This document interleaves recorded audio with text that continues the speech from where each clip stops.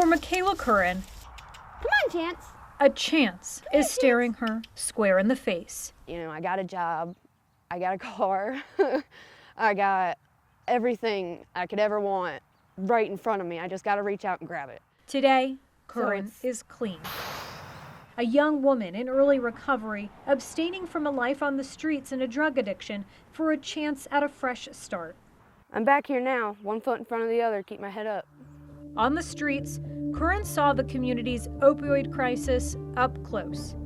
Too close, especially as the pandemic settled in. People that I knew, names that I was familiar with, started coming up a lot more in conversation. I was like, oh my God, are you serious? I know people that I went to school with that overdosed and died. I mean, we were really helping a lot of people, and then the pandemic hit, kind of really at a bad time because I think we were really gaining a lot of momentum. In the Allegheny Highlands, Sheriff Kevin Hall has also seen the opioid crisis up close and remains worried for his community. His son, Ryan, now 3 years clean, had been joining his father in dozens of classrooms, churches, and civic groups, sharing their story in the hopes of saving a life.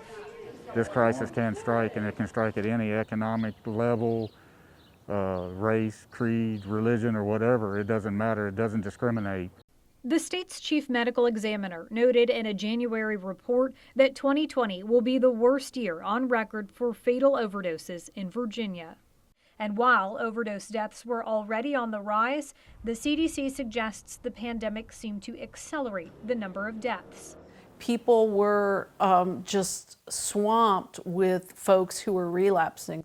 Beth Macy, whose best-selling book, Dope Sick, highlighted the toll of the opioid crisis in Southwest Virginia, says experts in the field have reported devastating setbacks. Some people who had many years of recovery were relapsing from the stress of the pandemic. Job losses, isolation, people were overdosing alone with no one to Narcan them.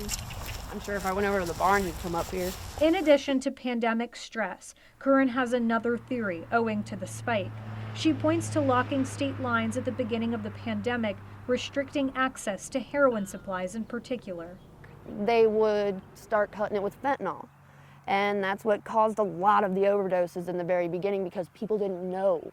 They weren't being told, hey, you know, this is cut with this, so don't do this much. People would just sell it so they could get the money. We have never had a foe as formidable as fentanyl. You could say, I'm all about tough love. I think we should let him hit rock bottom. Well, in an era of fentanyl, rock bottom too often is death. But it doesn't have to be. And community leaders are looking toward new settlements from drug companies to help fuel change.